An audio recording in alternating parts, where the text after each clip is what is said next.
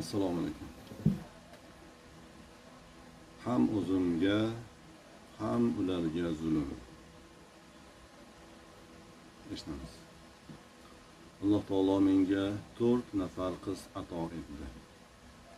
Men qizlarimning shifokor, o'qituvchi, o'z yurtiga xizmat qiladigan yetuk insonlar bo'lishlarini orzu qilardim.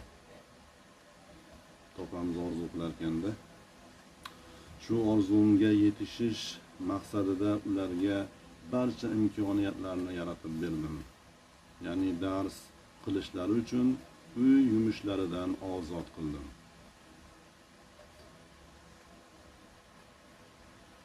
Oshxona ishlaridan ham batamom chekladim.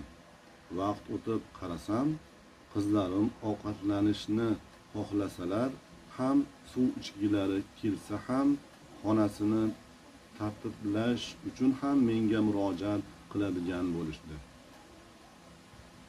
Go'yo men ularning xizmatkoriga aylanib qoldim.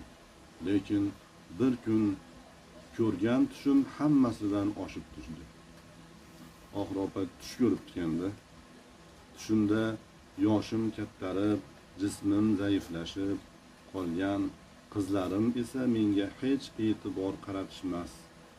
Bir chekkada mahzun bo'lib o'tiribman. Angladimki, 4 ta qiz emas, 4 ta muammoni tarbiyalagan ekanman. 4 ta muammoni tarbiyalagan ekanman deyapti. Dam olish kuni edi. Biroz tobim yo'qga o'xshadi. Qon bosimim ko'tarildi. Shekilli boshim aylanganidan karavatimga yotib qoldim va katta qizimga bir piyola suv olib kelishini aytdim.